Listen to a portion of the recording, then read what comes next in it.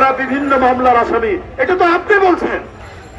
গোটা জাতি মনে করে যে আপনি ষড়যন্ত্র করে আন্দোলনকারী, গণতন্ত্রকারী, সত্য কথা যারা বলে, যারা গণতন্ত্রের পক্ষে সোচ্চার, তাদের বিরুদ্ধে বিভিন্ন নাশকতার মামলা, মিথ্যা মামলা দিয়ে আপনি তাদেরকে কারাগারে পুরে রেখেছেন। এর প্রমাণ আছে,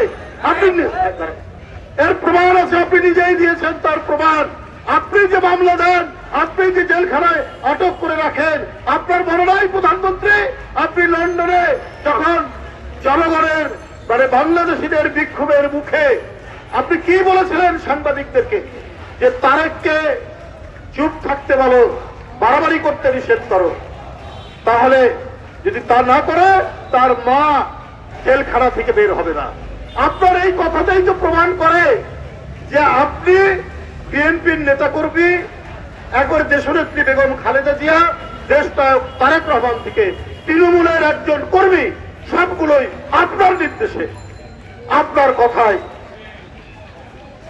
আপনার তাদেরকে জেলে পোড়া, তাদের নামে মিথ্যা মামলা দেওয়া, তাদের নামে সাজা দেওয়া, এটা প্রমাণিত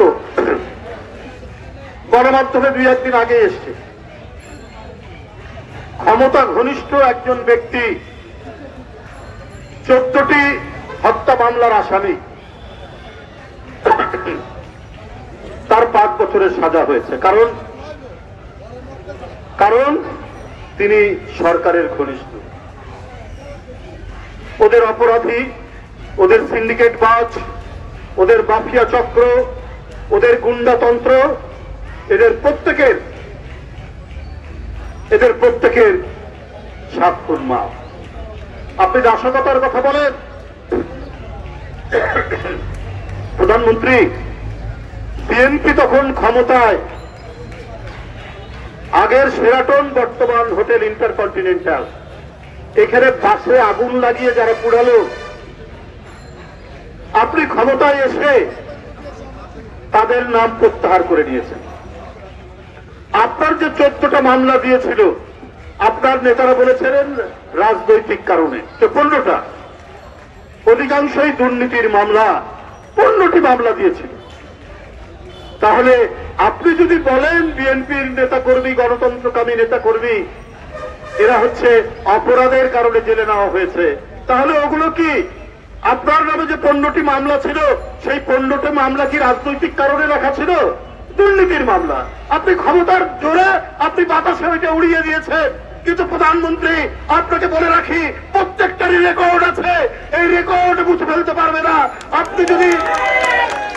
আপনি যদি আপনার প্রতিহিংসা পূরণে বিএনপির নেতা কর্মীকে জেল দেন, কারাগারে রাখেন, এই রেকর্ড বের করে আপনার পতনের সাথে সাথে যারা গোটা দেশে অরাজকতা করেছে, যারা বাসে আগুন দিয়ে মানুষ পুড়িয়েছে, এবং যারা এই 16-17 বছর আপনার শাসনে ক্যাম্পাসের পর ক্যাম্পাস, জনপদের পর জনপদ, পাড়া মহল্লা থেকে জাতীয় পর্যায় পর্যন্ত হাতে অস্ত্র নিয়ে যারা কুপিয়েছে, যারা শ্রমিক দর্জি বিশ্বজিৎকে হত্যা করেছে, যারা মেধাবী ছাত্র বুয়েটের আবরারকে হত্যা করেছে, কোনটাই বাদ যাবে না।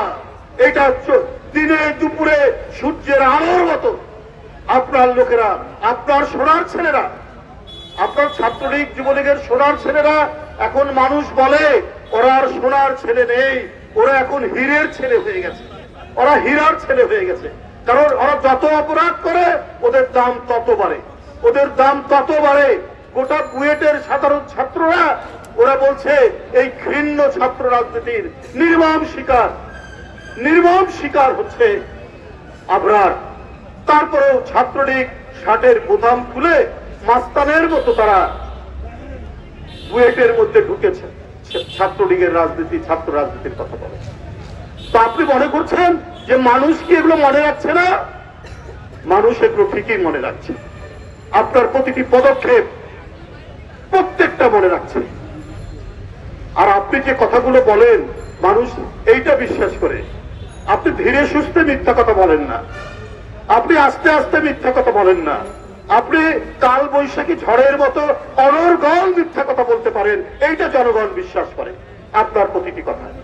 আপনি বলেছেন যে আমি মাছ ভাতের ব্যবস্থা করেছি। আজকে ডাল ভাত তো হয়েই গেছে। বিএনপির আমলে নাকি